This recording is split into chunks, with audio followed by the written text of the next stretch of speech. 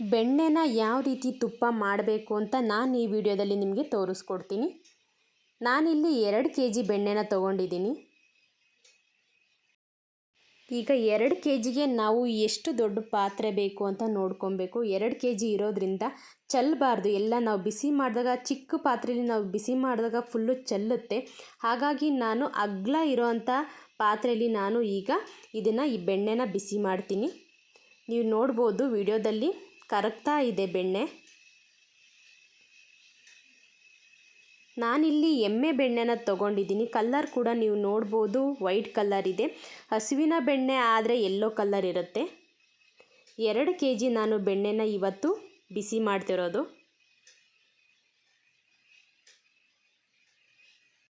ಎಮ್ಮೆಯ ತುಪ್ಪ ತುಂಬ ತಂಪಿರೋದ್ರಿಂದ ನಾವು ಪುಟ್ಟ ಮಕ್ಕಳಿಗೆ ಹಸುವಿನ ತುಪ್ಪನೇ ಕೊಡುತ್ತೀವಿ. ಯಾಕೆ ಅಂದರೆ ಸಣ್ಣ ಮಕ್ಕಳಿಗೆ ಶೀತ ಆಗುತ್ತೆ ಅಂತ ನಾವು ಎಮ್ಮೆ ತುಪ್ಪನ ಕೊಡೋದಿಲ್ಲ, ಹಸುವಿನ ತುಪ್ಪ ಮಾತ್ರ ಕೊಡ್ತೀವಿ. ತುಪ್ಪ ತಿನ್ನೋದ್ರಿಂದ ತುಂಬ ದಪ್ಪ ಆಗ್ತೀವಿ ಅಂತ ಅಂದ್ಕೊಂಡಿರ್ತಾರೆ ತುಂಬ ಜನ. ಅದು ತಪ್ಪು ಕಲ್ಪನೆ. ದಪ್ಪ ಇರಲಿ ಸಣ್ಣ ಇರಲಿ ಎಲ್ಲರಿಗೂ ಕೂಡ ದಿನಕ್ಕೆ 1 ಸ್ಪೂನ್ ತುಪ್ಪ ಬಾಡಿಗೆ ಬೇಕೇ ಬೇಕು. ಅದು ಗುಡ್ ಕೊಲೆಸ್ಟ್ರಾಲೇನೆ ತುಪ್ಪ. ಹಾಗಾಗಿ ನಾವು ದಿನನಿತ್ಯದ ಆಹಾರದಲ್ಲಿ 1 ಚಮಚ ತುಪ್ಪನ ನಾವು ತಿನ್ನಬೇಕು. ದಿನನಿತ್ಯ ನಾವು ಊಟದ ಜೊತೆಗೆ ತುಪ್ಪನ ತಿನ್ನಬೇಕು. ತುಂಬ ಒಳ್ಳೆಯದು. ನಮ್ಮ ಆರೋಗ್ಯ ಕೂಡ ತುಂಬ ಸುಧಾರಿಸುತ್ತೆ. ಅದ್ರ ಜೊತೆಗೆ ಆಯಿಲ್ ಸ್ಕಿನ್ ಇರೋರು ಇರ್ತಾರೆ, ಡ್ರೈ ಸ್ಕಿನ್ ಇರೋರು ಇರ್ತಾರೆ. ಅದರಲ್ಲೂ ಈಗ ಡ್ರೈ ಸ್ಕಿನ್ ಇದ್ದು ನನಗೆ ಚಳಿಗಾಲದಲ್ಲೂ ಮಳೆಗಾಲದಲ್ಲೂ ಬೇಸಿಗೆಯಲ್ಲೂ ಕೂಡ ಫುಲ್ಲು ಡ್ರೈ ಆಗಿರುತ್ತೆ ಸ್ಕಿನ್ನು ಅನ್ನೋರು ದಿನನಿತ್ಯದ ಆಹಾರದಲ್ಲಿ ನೀವು ತುಪ್ಪನ ಬಳಸಲೇಬೇಕು. ಡ್ರೈ ಸ್ಕಿನ್ ಇರೋರಿಗೆ ನೀವು ಅಬ್ಸರ್ವ್ ಮಾಡ್ಬೋದು, ಅವ್ರಿಗೆ ಯಾವಾಗಲಾದರೂ ಇದೇ ಟೈಮ್ ಅನ್ನೋದಿಲ್ಲ. ಮಳೆಗಾಲ, ಚಳಿಗಾಲ, ಬೇಸಿಗೆಯಲ್ಲಿ ಯಾವುದಾದ್ರು ವರ್ಷಕ್ಕೊಂದು ಟೈಮು ಅವರಿಗೆ ಚರ್ಮದ ಸಮಸ್ಯೆ ಇದ್ದೇ ಇರುತ್ತೆ. ನಾನು ಡ್ರೈ ಇದೆ ಅಲ್ವಾ ಸ್ಕಿನ್ನು, ಹಾಗಾಗಿ ನನಗೆ ವರ್ಷ ಇದೇ ಥರ ಆಗ್ತಾನೇ ಇರುತ್ತೆ ಅಂತ ನೀವು ನೆಗ್ಲೆಕ್ಟ್ ಮಾಡ್ತೀರಾ. ಆದರೆ ನಿಮ್ಮ ಸ್ಕಿನ್ನಿನ ಸಮಸ್ಯೆ ಅದು ಅಲ್ಲ, ನಿಮ್ಮ ಬಾಡಿಗೆ ಬೇಕಾಗಿರೋವಂಥ ಆಯಿಲ್ ಕಂಟೆಂಟ್ ನೀವು ಕೊಟ್ಟಿರೋದಿಲ್ಲ. ಅದರಲ್ಲೂ ನೀವು ತುಪ್ಪ ಮೇಯ್ನ್ ಬಾಡಿಗೆ ಬೇಕಾಗಿರುತ್ತೆ. ಡ್ರೈ ಸ್ಕಿನ್ ಇರೋರು ತುಪ್ಪ ಬಳಸಲೇಬೇಕು. ದಿನನಿತ್ಯದ ಊಟದಲ್ಲಿ ನನಗೆ ತುಪ್ಪ ಬಳಸೋಕ್ಕೆ ಇಷ್ಟ ಇಲ್ಲ ಅನ್ನೋರು ತುಪ್ಪದಿಂದ ಮಾಡಿರೋವಂಥ ಸ್ವೀಟ್ನ ನೀವು ತಿನ್ಬೋದು. ಇಲ್ಲ ಹಾಲಿಗೆ ನೀವು ತುಪ್ಪ ಹಾಕಿನೂ ಕೂಡ ಕುಡಿಬೋದು. ಇದರಿಂದ ನಿಮಗೆ ಚರ್ಮದ ಸಮಸ್ಯೆ ತುಂಬ ಕಡಿಮೆ ಆಗುತ್ತೆ. ನೀವು 1 ತಿಂಗಳು ಡೈಲಿ 1 ಸ್ಪೂನ್ ಆಗಲಿ ನೀವು ತುಪ್ಪನ ತಿಂದು ನೋಡಿ. 1 ತಿಂಗಳು ಆದಮೇಲೆ ನಿಮ್ಮ ಸ್ಕಿನ್ ಎಷ್ಟೇ ಡ್ರೈ ಸ್ಕಿನ್ ಇದ್ದು ಯಾವುದೇ ರೀತಿಯ ಚರ್ಮದ ಸಮಸ್ಯೆ ಇದ್ರೂ ಕೂಡ ಎಲ್ಲ ನಿವಾರಣೆ ಆಗುತ್ತೆ ಅಂತಲೇ ಹೇಳ್ಬೋದು. ಆಯಿಲಿ ಸ್ಕಿನ್ ಇರೋರು ಕೂಡ ನೀವು ಊಟದಲ್ಲಿ ತುಪ್ಪನ ಬಳಸಬೇಕು. ಯಾಕೆ ಅಂದರೆ ಈಗ ಆಯಿಲಿ ಸ್ಕಿನ್ ಇರೋದ್ರಿಂದ ನೀವು ತುಪ್ಪದಲ್ಲಿ ಮಾಡಿರೋಂಥ ಸ್ವೀಟ್ ತಿನ್ಬೋದು, ಇಲ್ಲ ತುಪ್ಪನ ಡೈರೆಕ್ಟಾಗೇ ತಿನ್ಬೋದು ನೀವು. ಇಲ್ಲ ಹಾಲಿಗೆ ಹಾಕಿ ಕುಡಿಯೋದ್ರಿಂದ ಏನಾಗುತ್ತೆ, ನಿಮಗೆ ಪಿಂಪಲ್ ಆಗ್ಬೋದು ಮುಖದ ಮೇಲೆ. ನಿಮಗೆ ಆವಾಗ ಅನಿಸುತ್ತೆ ಈ ತುಪ್ಪದಿಂದ ಈ ಥರ ಆಯಿತು ಅಂತ ನೀವು ತುಪ್ಪನ ತಿನ್ನೋದೇ ಬಿಟ್ಬಿಡ್ತೀರಾ. ಆ ಥರ ಮಾಡಬೇಡಿ ಯಾರೂ. ನೀವು ಊಟದಲ್ಲಿ ದಿನನಿತ್ಯ 1 ಸ್ಪೂನ್ನ ತುಪ್ಪ ಹಾಕಿ ನೀವು ಊಟದಲ್ಲಿ ಮಾಡೋದ್ರಿಂದ ನಿಮಗೆ ಯಾವುದೇ ರೀತಿಯ ಪಿಂಪಲ್ಲು ಕೂಡ ಆಗೋದಿಲ್ಲ. ಅದ್ರ ಜೊತೆಗೆ ನಮಗೆ ಸಣ್ಣ ಮಕ್ಕಳಿಗಾಗಿರ್ಬೋದು, ದೊಡ್ಡವರಿಗಾಗಿರ್ಬೋದು ಇವಾಗ ಕೂದಲು ತುಂಬ ಉದ್ರೋಕ್ಕೆ ಶುರುವಾಗುತ್ತೆ. ಏಜ್ ಲಿಮಿಟೇ ಇಲ್ಲ. ಸಣ್ಣ ಮಕ್ಕಳಿಗೂ ಕೂಡ ಈಗ ಕೂದಲು ಉದುರೋ ಸಮಸ್ಯೆ ಇದೆ. ಯಾಕೆ ಅಂದರೆ ಆಯಿಲ್ ಕಂಟೆಂಟ್ ಬಾಡಿಲಿರೋದಿಲ್ಲ, ಹಾಗಾಗಿ ಹೇರ್ ಫಾಲ್ ಆಗುತ್ತೆ ನಮಗೆ. ಚಿಕ್ಕ ಮಕ್ಕಳಿಗೂ ಕೂಡ ನಾವು ಪುಟ್ಟು ಮಗು ಇದ್ದಾಗ ತುಪ್ಪನ ಕೊಡ್ತೀವಿ, 1 ಏಜ್ ಬಂದ ತಕ್ಷಣ ನಾವು ಮರಿತೀವಿ. ಈಗ ಎಲ್ಲರೂ ಕೂಡ ಎಣ್ಣೆನ ಯೂಸ್ ಮಾಡಿ ಅಡುಗೆ ಮಾಡ್ತೀವಿ, ಹಾಗಾಗಿ ನಾವು ತುಪ್ಪದ ಕಡೆ ಗಮನನ ಕೊಡೋದಿಲ್ಲ. ಎಲ್ಲರೂ ಕೂಡ ಮಕ್ಕಳಿಗಾಗಿರ್ಬೋದು, ದೊಡ್ಡವರಾಗಿರ್ಬೋದು ಡೈಲಿ 1 ಸ್ಪೂನು ನೀವು ತುಪ್ಪನ ಬಳಸಿ ನೋಡಿ. ಕೂದಲು ಉದುರೋದು ಎಷ್ಟು ಕಡಿಮೆ ಆಗುತ್ತೆ. ಸಣ್ಣ ಮಕ್ಕಳಲ್ಲಾಗಿರ್ಬೋದು, ನಿಮಗೂ ಕೂಡ ಆಗಿರ್ಬೋದು, ತುಂಬ ಕಂಟ್ರೋಲ್ ಆಗುತ್ತೆ. ಡೈಲಿ ಬಳಸಬೇಕು 1 ಸ್ಪೂನ್ ತುಪ್ಪನ. ಈಗ ನೀವು ಅಬ್ಸರ್ವ್ ಮಾಡ್ಬೋದು, ಅವಾಗೆಲ್ಲ ಒಂದು ಏಜ್ ಆದಮೇಲೆ ಒಂದು ಕನ್ನಡಕನ ಕಣ್ಣಿಗೆ ಹಾಕೋರು. ವಯಸ್ಸಾಗಿರೋರು ಕಣ್ಣು ಕಾಣ್ತಾ ಇಲ್ಲ ಅಂತ ಕನ್ನಡಕನ ಹಾಕೋರು. ಈಗ ಮಕ್ಕಳು ಕೂಡ ಹಾಕ್ತಾರೆ ಕನ್ನಡಕನ. ಒಂದು ಏಜ್ ಇರೋರು ಕೂಡ ಕನ್ನಡಕನ ಬಳಸ್ತಾರೆ, ದಿನನಿತ್ಯ ಬಳಸ್ತಾರೆ. ಯಾಕೆ, ಮಕ್ಕಳು ಹುಟ್ಟಬೇಕಾದ್ರೇ ಆರೋಗ್ಯವಾಗಿ ಹುಟ್ಟಿರ್ತಾರೆ, ಕಣ್ಣಿನ ಸಮಸ್ಯೆ ಇರೋದಿಲ್ಲ, ಚರ್ಮದ ಸಮಸ್ಯೆ ಇರೋದಿಲ್ಲ, ಯಾವುದೇ ರೀತಿಯ ಸಮಸ್ಯೆ ಅವರಿಗೆ ಇರೋದಿಲ್ಲ. ಅವರು ಬೆಳೀತಾ ಎಲ್ಲ ರೀತಿಯ ಸಮಸ್ಯೆಗಳು ಕೂಡ ಶುರುವಾಗುತ್ತೆ. ಅದಕ್ಕೆ ಕಾರಣ ಅಂದರೆ ಸ್ಕಿನ್ನಲ್ಲಿ ಆಯಿಲ್ ಕಂಟೆಂಟ್ ಇರೋದಿಲ್ಲ. ಹಾಗಾಗಿ ಇದು ಒಂದು ಕಾರಣ ಆಗಿರ್ಬೋದು. ನಾವು ದಿನನಿತ್ಯ ನಾವು ಅಡುಗೆಗೆ ಎಣ್ಣೆನ ಬಳಸ್ತೀವಿ. ಸಣ್ಣ ಮಕ್ಕಳಿದ್ದಾಗ ನಾವು ತುಪ್ಪನ ಕೊಡ್ತಾ ಇರ್ತೀವಿ. ಸ್ಕೂಲಿಗೆ ಹೋದ ತಕ್ಷಣ ಮಕ್ಕಳಿಗೆ ಬಾಕ್ಸಿಗಾಗಿರ್ಬೋದು, ನಮ್ಮ ಟೆನ್ಷನ್ನು ಇಲ್ಲ ವರ್ಕ್ ಪ್ರೆಷರಿಂದ ನಾವೇನು ಮಾಡ್ತೀವಿ, ಎಣ್ಣೆಯಿಂದ ಅಡುಗೆ ಮಾಡಿ ಮಕ್ಕಳಿಗೆ ಹಾಕಿ ಕಳಿಸ್ತೀವಿ. ಮನೆಯಿಂದ ಮಕ್ಕಳು ಶಾಲೆಗೆ ಯಾವಾಗ ಹೋಗೋಕ್ಕೆ ಶುರು ಮಾಡ್ತಾರೆ ಆವಾಗ ಅವರಿಗೆ ಸಮಸ್ಯೆ ಶುರುವಾಗುತ್ತೆ. ಪುಟ್ಟ ಮಕ್ಕಳಿದ್ದಾಗ ಯಾವುದೇ ರೀತಿಯ ಸಮಸ್ಯೆ ಇರೋದಿಲ್ಲ. ಅವರು ಸ್ಕೂಲಿಗೆ ಹೋದ ತಕ್ಷಣ ನಾವು ಅಂದ್ಕೊಳ್ತೀವಿ ಡೈಲಿ ಬುಕ್ನ ನೋಡ್ತಾ ಇರ್ತಾರೆ, ತುಂಬ ಹತ್ತಿರದಿಂದ ಬುಕ್ನ ಇಟ್ಕೊಂಡು ನೋಡ್ತಾ ಇರ್ತಾರೆ. ಹಾಗಾಗಿ ಅವರಿಗೆ ಕಣ್ಣು ಈ ಥರ ನೋವು ಬರ್ತಿದೆ, ತಲೆನೋವು ಬರ್ತಿದೆ, ಅವರಿಗೆ ಓದೋದು ತುಂಬ ಜಾಸ್ತಿ ಆಯಿತು ಅದಕ್ಕೆ ಇವನಿಗೆ ಕಣ್ಣು ನೋವು ಅಂತ ಅಂದ್ಕೊಳ್ತೀವಿ. ಅದು ತಪ್ಪು ಕಲ್ಪನೆ ನಮ್ಮದು. ಯಾಕೆ ಅಂದರೆ ಮಕ್ಕಳಿಗೆ ಆಯಿಲ್ ಕಂಟೆಂಟು ಬಾಡಿಲಿ ಕಡಿಮೆ ಆಗಿ ಮೂಳೆಯಲ್ಲೂ ಕೂಡ ಎಣ್ಣೆ ಅಂಶ ಇರಬೇಕು. ಈಗ ಗುಡ್ ಕೊಲೆಸ್ಟ್ರಾಲ್ ಅನ್ನೋದು ತುಪ್ಪನ, ಎಣ್ಣೆನ ಯಾವತ್ತೂ ಗುಡ್ ಕೊಲೆಸ್ಟ್ರಾಲ್ ಅಂತ ಹೇಳೋದಿಲ್ಲ. ದಿನನಿತ್ಯದ ಆಹಾರದಲ್ಲಿ 1 ಚಮಚ ತುಪ್ಪನ ನಾವು ಬಳಸಬೇಕು ಅಂತ ಹೇಳ್ತೀನಿ. ಈಗ ವಿಡಿಯೋದಲ್ಲಿ ನೀವು ನೋಡ್ಬೋದು ಸಂಪೂರ್ಣವಾಗಿ ಬೆಣ್ಣೆ ಫುಲ್ಲು ಕರಗಿದೆ. ಈಗ 2 kg ಬೆಣ್ಣೆನ ನಾನು ತಗೊಂಡಿದ್ದೆ. ಪಾತ್ರೆಗೆ ಹಾಕಿ ಬಿಸಿ ಮಾಡಿದ ಮೇಲೆ ಈಗ ಬೆಣ್ಣೆ ಕರಗಿದೆ. ಬೆಣ್ಣೆ ಸಂಪೂರ್ಣವಾಗಿ ಕರಗಿದ ಮೇಲೆ ನೀವು ಸ್ಪೂನಿಂದ ಅದನ್ನು ಕಲಿಸ್ತಾ ಇರಬೇಕು. ನೀವು ನೋಡ್ಬೋದು ವಿಡಿಯೋದಲ್ಲಿ ಆ ವೈಟ್ ಲೇಯರು ಸಂಪೂರ್ಣವಾಗಿ ಹೋಗಬೇಕು. ಬೆಣ್ಣೆಯ ಘಮ ಕಡಿಮೆ ಆಗ್ತಾ ಹೋಗಬೇಕು, ತುಪ್ಪದ ಘಮ ಬರಬೇಕು ನಮಗೆ. ಅದಕ್ಕಾಗಿ ನಾವು ಸ್ಪೂನಿಂದ ನೀವು ಕಲಿಸ್ತಾನೇ ಇರಬೇಕು, ಬಿಡಬಾರ್ದು. ಪುಟ್ಟ ಮಕ್ಕಳಿಗೆ ಜಾಯಿಕಾಯಿ ಮತ್ತು ತುಪ್ಪನ ಮಿಕ್ಸ್ ಮಾಡಿ ತಿನ್ನಿಸೋದನ್ನು ನೀವು ನೋಡಿರ್ತೀರ. ಯಾಕೆ ತಿನ್ನಿಸ್ಬೇಕು ಅಂತ ಅಂದರೆ ಸಣ್ಣ ಮಕ್ಕಳಿಗೆ ನಿದ್ರೆನೂ ಕೂಡ ಕಡಿಮೆ ಮಾಡ್ತಾ ಇರ್ತಾರೆ. ಮಕ್ಕಳಿಗೆ ಯಾಕೆ ನಿದ್ರೆ ಕಡಿಮೆ ಮಾಡ್ತಾರೆ ಅಂದರೆ ಡೈಜೆಷನ್ ಅವರಿಗೆ ಚೆನ್ನಾಗಾಗಿಲ್ಲ ಅಂದರೆ ಅವರು ನಿದ್ರೆ ಮಾಡೋದೇ ಇಲ್ಲ. ಹಾಗಾಗಿ ಏನು ಮಾಡ್ತಾರೆ, ಡೈಜೆಷನ್ನು ಚೆನ್ನಾಗಾಗಬೇಕು, ನಿದ್ರೆನೂ ಕೂಡ ಅವ್ರು ಚೆನ್ನಾಗಿ ಮಾಡಬೇಕು, ಮಕ್ಕಳು ಕೂಡ ತುಂಬ ಚೆನ್ನಾಗಿ ಆಗಬೇಕು ಅಂತ ಅವರು ಜಾಯಿಕಾಯಿ ಜೊತೆಗೆ ತುಪ್ಪನ ಮಿಕ್ಸ್ ಮಾಡಿ ತಿನ್ನಿಸ್ತಾರೆ. ಜಾಯಿಕಾಯಿ ಡೈಜೆಷನ್ ಚೆನ್ನಾಗಾಗುತ್ತೆ, ತುಪ್ಪದಿಂದ ನಿದ್ರೆನೂ ಕೂಡ ಮಕ್ಕಳಿಗೆ ಬರುತ್ತೆ. ಇದೆರಡು ಚೆನ್ನಾಗಾಯಿತು ಅಂದರೆ ಮಕ್ಕಳು ಕೂಡ ತುಂಬ ಚೆನ್ನಾಗಾಗ್ತಾರೆ, ಹೆಲ್ದಿಯಾಗಿ ಆಗ್ತಾರೆ. ಈಗ ನೀವು ವಿಡಿಯೋದಲ್ಲಿ ನೋಡ್ಬೋದು ಪುಟ್ಟು ಗುಳ್ಳೆ ಇತ್ತು ಮೊದಲು, ಈಗ ದೊಡ್ಡ ದೊಡ್ಡ ಗುಳ್ಳೆ ಬಂದಿದೆ. ವೈಟ್ ಲೇಯರು ಕೂಡ ಸಂಪೂರ್ಣವಾಗಿ ಕಡಿಮೆ ಆಗ್ತಾ ಹೋಗುತ್ತೆ. ಕಡಿಮೆ ಆಗ್ತಾಯಿದೆ ಅಂದರೆ ಈಗ ಬೆಣ್ಣೆಯಿಂದ ತುಪ್ಪ ಆಗ್ತಾಯಿದೆ ಅಂತ ಅರ್ಥ. ಕಲ್ಲರೀಗ ನೋಡ್ಬೋದು ಎಷ್ಟು ಡಿಫ್ರೆನ್ಸ್ ಇದೆ ಅಂತ. ನೀವು ಬೆಣ್ಣೆ ಕರಗಿದಾಗ ಯಾವ ಕಲರ್ ಇತ್ತು, ಕರಗಿ ಈಗ ಒಂದು ಹದ ಬಂದಾಗ ಯಾವ ಕಲರ್ ಇದೆ ಅಂತ.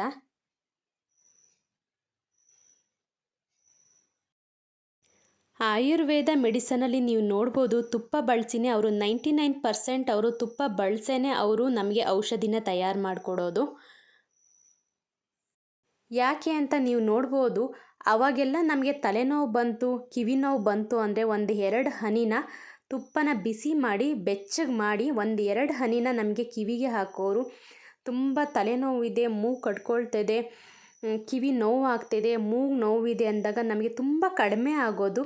ಬಿಸಿ ಮಾಡಿ ಬೆಚ್ಚಗಿರುವಂತಹ ತುಪ್ಪನ ಹಾಕೋರು. ಈಗ ನಮಗೆ ಆರೋಗ್ಯ ಸಮಸ್ಯೆ ಆಯಿತು ಅಂದರೆ ನಾವು ಹಾಸ್ಪಿಟಲಿಗೆ ಹೋಗಿ ಮಾತ್ರೆ ತೊಗೊಳ್ತೀವಿ. ಕಿವಿ ನೋವು ಆಯಿತು, ಕಣ್ಣು ನೋವು ಆಯಿತು ಅಂದರೆ ಡ್ರಾಪ್ಗಳನ್ನು ತೊಗೊಳ್ತೀವಿ. ನಾವು ಆಯುರ್ವೇದಿಕ್ ಮೆಡಿಸನ್ಗೆ ನಾವು ಪ್ರಾಮುಖ್ಯತೆನ ಕೊಡೋದಿಲ್ಲ. ನಾವು ಆದಷ್ಟು ಆಯುರ್ವೇದಿಕ ಮೆಡಿಸನ್ನ ತೊಗೊಳ್ಬೇಕು. ನಮಗೆ ಕಡಿಮೆ ಆಗಿಲ್ಲ ಅಂದರೆ ನಾವು ಬೇಕಾದರೆ ನಾವು ಇಂಗ್ಲೀಷ್ ಮೆಡಿಸನ್ ಕಡೆ ಹೋಗ್ಬೋದು. ಮೊದಲು ನಾವು ಪ್ರಿಫರೆನ್ಸ್ ಕೊಡಬೇಕು, ಆಯುರ್ವೇದಿಕ್ ಮೆಡಿಸನ್ಗೆ ನಾವು ಪ್ರಿಫರೆನ್ಸ್ ಕೊಡಬೇಕು. 99% ಅವರು ತುಪ್ಪ ಬಳಸಿ ಮೆಡಿಸನ್ನ ತಯಾರಿಸಿರ್ತಾರೆ. ನಮಗೆ ಯಾವುದೇ ರೀತಿಯ ಎಫೆಕ್ಟ್ ಆಗಲ್ಲ. ನಿಮಗೆ ಕಡಿಮೆ ಆಗಿಲ್ಲ ಅಂದರೆ ನೀವು ಇಂಗ್ಲೀಷ್ ಮೆಡಿಸನ್ನ ತೊಗೊಳ್ಬೋದು. ಈಗ ತುಪ್ಪ ಯೆಲ್ಲೋ ಕಲರಿಂದ ಗೋಲ್ಡ್ ಕಲರ್ ಆಗಬೇಕು. ಯೆಲ್ಲೋ ಕಲರ್ ಆಗಿದೆ, ತುಪ್ಪದ ಘಮ ಕೂಡ ನಮಗೆ ಬರ್ತಿದೆ ಅಂತ ನಾವು ತೆಗೆದಿಡಬಾರ್ದು. ಯೆಲ್ಲೋ ಕಲರಿಂದ ಸ್ವಲ್ಪ ಗೋಲ್ಡ್ ಕಲರ್ ಬರಬೇಕು. ಆಗ ನಾವು ತುಪ್ಪನ ತುಂಬ ದಿನ ಇಟ್ಟು ತಿನ್ಬೋದು. ತುಪ್ಪನ ಕೂಡ ಯಾವುದೇ ರೀತಿಲೂ ಹಾಳಾಗಲ್ಲ, ಘಮನೂ ಕೂಡ ತುಂಬ ಚೆನ್ನಾಗಿರುತ್ತೆ. ತುಪ್ಪ ಖಾಲಿ ಆಗೋವರೆಗೂ ಕೂಡ ಪರಿಮಳ ಹಾಗೇ ಇರಬೇಕು ಅಂದರೆ ನೀವು ಬೆಣ್ಣೆನ ಚೆನ್ನಾಗಿ ಬಿಸಿ ಮಾಡಿ ತುಪ್ಪ ಮಾಡಿ ಎತ್ತಿಟ್ಕೊಳ್ಬೇಕು. ಬೆಣ್ಣೆನ ನಾವು ಬಿಸಿ ಮಾಡಿ ತುಪ್ಪ ಮಾಡ್ತೀವಿ ಅಂತ ಅಂದಾಗ ನಾವು ಅದಕ್ಕೆ ಅಂತಲೇ ಟೈಮ್ನ ಕೊಡಬೇಕು. ನಾವು ಬೆಣ್ಣೆನ ಬಿಸಿ ಮಾಡೋಕ್ಕಿಟ್ಟು ನಾವು ಯಾವುದೇ ರೀತಿಯ ಕೆಲಸನ ಮಾಡೋಕ್ಕೆ ಹೋಗಬಾರ್ದು. ಅಲ್ಲೇ ನಿಂತು ನಾವು ನೀಟಾಗಿ ಅದನ್ನು ಕಲಿಸ್ಬೇಕು. ನೀವು ನೋಡ್ಬೋದು ಸ್ಪೂನಿಂದ ಕಲಿಸ್ತಾನೇ ಇರಬೇಕು. ಅದು ಚೆನ್ನಾಗಿ ಕ್ಲಿಯರ್ ಆಯಿತು. ಈಗ ವೈಟ್ ಲೇಯರ್ ಪೂರ ಕ್ಲಿಯರ್ ಆಗಿ ಯೆಲ್ಲೋ ಕಲರ್ ನಿಮಗೆ ಕಾಣ್ತಾ ಇದೆ ವಿಡಿಯೋದಲ್ಲಿ. ಇನ್ನು 5 ನಿಮಿಷದಲ್ಲಿ ತುಪ್ಪ ರೆಡಿ ಆಗುತ್ತೆ.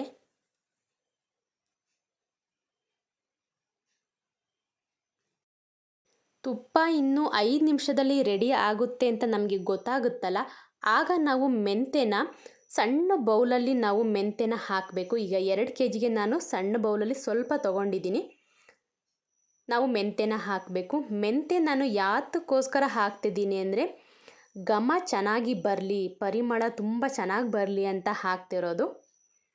ಈಗ ಕೆಲವೊಬ್ಬರು ವಿಳೆದೆಲೆ ಹಾಕ್ತಾರೆ, ಲವಂಗ ಹಾಕ್ತಾರೆ, ಯಾವುದ್ಯಾವುದೋ ಅಡುಗೆಗೆ ಬಳಸೋವಂಥ ಪದಾರ್ಥನೆಲ್ಲ ನಾವು ತುಪ್ಪಕ್ಕೆ ಹಾಕಿದ್ರೆ ಅದು ತುಪ್ಪ ಅಂತ ಅನ್ನಿಸ್ಕೊಳೋದೇ ಇಲ್ಲ, ಆ ಪರಿಮಳನೂ ಕೂಡ ಬರೋದಿಲ್ಲ. ನೀವು ಅಡುಗೆ ಮಾಡ್ಬೇಕಾದ್ರೆ ಈಗ ಒಂದು ಸಾಂಬಾರು ಮಾಡ್ತೀನಿ ಅಂದರೆ ಯಾವ ರೀತಿ ನೀವು ಸಾಂಬಾರಿಗೆ ಯಾವ್ದು ಹಾಕಬೇಕು ಅದನ್ನು ಮಾತ್ರ ಹಾಕಬೇಕು, ಅನ್ನ ಮಾಡ್ತೀನಿ ಅಂದರೆ ಯಾವುದನ್ನು ಹಾಕಬೇಕು ಅದನ್ನು ಮಾತ್ರ ಹಾಕಬೇಕು.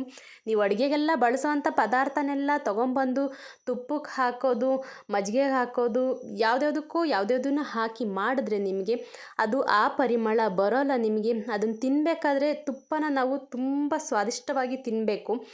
ನಮಗೆ ಆ ಫ್ಲೇವರ್ ಅದು ಬಂದಿಲ್ಲ ಅಂದರೆ ನಮಗೆ ತಿನ್ನೋಕ್ಕೂ ಕೂಡ ಇಷ್ಟ ಆಗೋಲ್ಲ. ತುಂಬ ಟೈಮು ನೀವು ಇಟ್ಟು ತಿನ್ನೋಕ್ಕಂತೂ ಮೊದಲೇ ಆಗೋಲ್ಲ. ನಾನು ಈಗ ಚೆನ್ನಾಗಿ ನೀವು ಬೆಣ್ಣೆನ ಕಾಯಿಸಿದ್ರೆ ಸಾಕು. ಮೆಂತೆನೂ ಕೂಡ ಹಾಕೋವಂಥ ಅವಶ್ಯಕತೆ ಇಲ್ಲ. ನಾನು ಪರಿಮಳ ಇನ್ನೂ ಸ್ವಲ್ಪ ಚೆನ್ನಾಗಿ ಬರಲಿ ಅಂತ ಹಾಕ್ತಿದ್ದೀನಿ ಬಿಟ್ಟರೆ ತುಪ್ಪ ಹಾಳಾಗುತ್ತೆ ಅಂತ ನಾನು ಹಾಕ್ತಿಲ್ಲ. ಬೆಣ್ಣೆನ ನೀವು ತುಂಬ ಚೆನ್ನಾಗಿ ಬಿಸಿ ಮಾಡಿ ನೀವು ತುಪ್ಪ ಮಾಡಿ ಎತ್ತಿಟ್ಕೊಂಡ್ರೆ ಸಾಕು. ಯಾವುದೇ ರೀತಿಯ ಪದಾರ್ಥನ ಹಾಕಿ ನೀವು ಇಡಬೇಡಿ. ತುಂಬ ದಿನ ಬರಬೇಕು ಅಂತೇಳ್ಬಿಟ್ಟು ನೀವು ಯಾವುದ್ಯಾವುದೋ ಪದಾರ್ಥ ಹಾಕಿ ಬೆಣ್ಣೆನ ನೀವು ಬಿಸಿ ಮಾಡಲೇಬೇಡಿ. ನೀವು ಪ್ಲೈನಾಗಿ ಬಿಸಿ ಮಾಡಿ ನೀವು ಇಟ್ಕೊಂಡ್ರೂ ಕೂಡ ನಿಮಗೆ ಅಷ್ಟೇ ದಿನ ಬರುತ್ತೆ. ನೀವೆಲ್ಲ ರೀತಿಯ ಇಂಗ್ರೀಡಿಯೆಂಟ್ಸ್ ಹಾಕಿ ನೀವು ಬಿಸಿ ಮಾಡಿ ಇಟ್ಟರೂ ಕೂಡ ಅಷ್ಟೇ ದಿನವೇ ಬರೋದು. ಹಾಗಾಗಿ ಯಾವುದೇ ರೀತಿಯ ಪದಾರ್ಥ ಬಳಸಿ ನೀವು ತುಪ್ಪನ ಮಾಡಬೇಡಿ, ಆ ಫ್ಲೇವರ್ ನಿಮಗೆ ಸಿಗೋದೇ ಇಲ್ಲ. ಅಡುಗೆಗೆ ಬಳಸೋವಂಥ ಪದಾರ್ಥನೆಲ್ಲ ನಾವು ಹಾಕಿ ತುಪ್ಪ ಮಾಡಿಟ್ಟು ನಾವು ಇದು ಹೆಂಗೂ ಹಾಳಾಗಲ್ಲ ಅಂತ ನಾವು ಬಳಸೋದನ್ನೇ ಕಡಿಮೆ ಮಾಡ್ತೀವಿ. ತುಪ್ಪ ಹಾಳಾಗುತ್ತಲ್ವಾ ಅಂತನಾದರೂ ನಾವು ತಿಂತೀವಿ. ಹಾಳಾಗಬಾರ್ದು ಅಂತ ಮಾಡಿಕೊಂಡ್ರೆ ಹಾಳಾಗಲ್ವಲ್ಲ ಯಾವುದಕ್ಕೂ, ಇರಲಿ ಅಂತ ನೀವು ಇಡ್ತೀರಾ. ಅದ್ರ ಬದಲು ಯಾವುದೇ ರೀತಿಯ ಇಂಗ್ರೀಡಿಯೆಂಟ್ಸ್ನ ಹಾಕ್ತಲೇ ತುಪ್ಪ ಮಾಡಿ ಎತ್ತಿಟ್ಕೊಂಡು ಡೈಲಿ ನೀವು ಬಳಸಿ ಅಂತ ನಾನು ಹೇಳ್ತೀನಿ. ತುಪ್ಪ ಮಾಡಬೇಕಾದ್ರೆ ನೀವು ಮೆಂತೆ ಮಾತ್ರ ಬಳಸಿ ತುಪ್ಪ ಮಾಡ್ಕೊಳ್ಳಿ ಅಂತಲೇ ಹೇಳ್ತೀನಿ.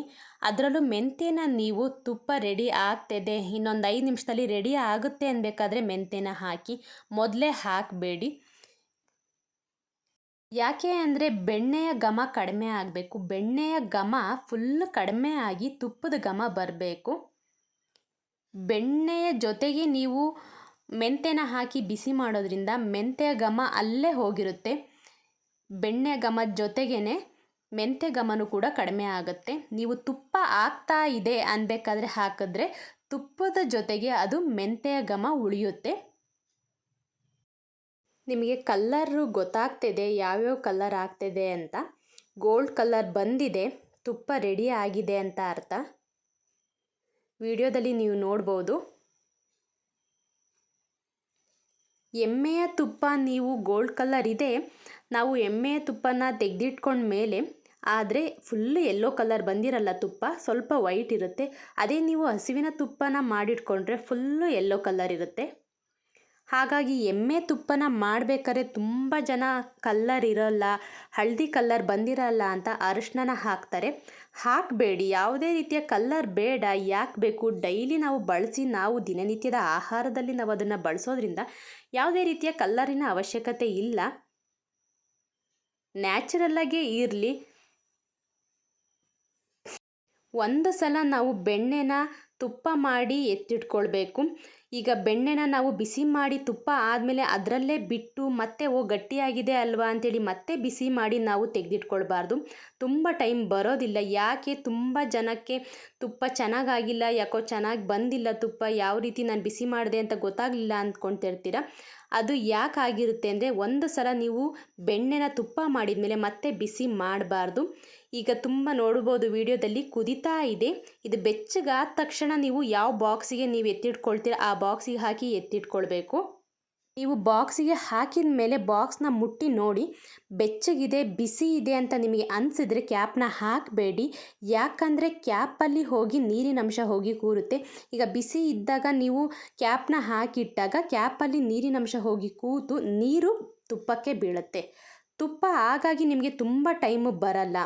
ನೀವು ನಾನು ಈ ಪದಾರ್ಥ ಹಾಕಲಿಲ್ಲ ಅದಕ್ಕೆ ತುಪ್ಪ ತುಂಬ ದಿನ ಬರಲಿಲ್ಲ ಅಂತ ಅಂದ್ಕೊಳ್ತೀರಾ. ಅದ್ಯಾವುದು ಕಾರಣ ಅಲ್ಲ. ಒಂದು ಸಲ ನೀವು ಬೆಣ್ಣೆನ ತುಪ್ಪ ಮಾಡಿದ ಮೇಲೆ ಮತ್ತೆ ಬಿಸಿ ಮಾಡಬಾರ್ದು. ತುಪ್ಪ ತಣ್ಣಗಾದಮೇಲೆ ನೀವು ಕ್ಯಾಪ್ನ ಹಾಕಿ ಇಡಬೇಕು. ಯಾವುದೇ ರೀತಿಯ ಇಂಗ್ರೀಡಿಯೆಂಟ್ಸ್ನ ಬಳಸಿ ನೀವು ತುಪ್ಪನ ಮಾಡಬಾರ್ದು. ಇದಿಷ್ಟು ನೀವು ಫಾಲೋ ಮಾಡಿ ತುಪ್ಪನ ಮಾಡಿಕೊಂಡ್ರೆ ನಿಮಗೆ ತುಂಬ ಸಮಯ ನೀವು ಇಟ್ಟು ತಿನ್ಬೋದು ತುಪ್ಪನ ಅಂತ ಹೇಳ್ತೀನಿ. ತುಪ್ಪ ಮಾಡಬೇಕಾದ್ರೆ ಯಾವ ರೀತಿ ನೀವು ತುಪ್ಪನ ಮಾಡ್ಕೊಳ್ಬೇಕು ಅಂತ ಸಂಪೂರ್ಣವಾಗಿ ನಾನು ಈ ವಿಡಿಯೋದಲ್ಲಿ ಹೇಳಿದ್ದೀನಿ. ಇದನ್ನು ಫಾಲೋ ಮಾಡಿ ನೀವು ಬೆಣ್ಣೆನ ತುಪ್ಪ ಮಾಡಿ ನೋಡಿ ನಿಮಗೆ ಎಷ್ಟು ಸಮಯ ಬರುತ್ತೆ ಅಂತ ನನಗೆ ಕಮೆಂಟಲ್ಲಿ ತಿಳಿಸಿ ಅಂತ ಹೇಳ್ತೀನಿ.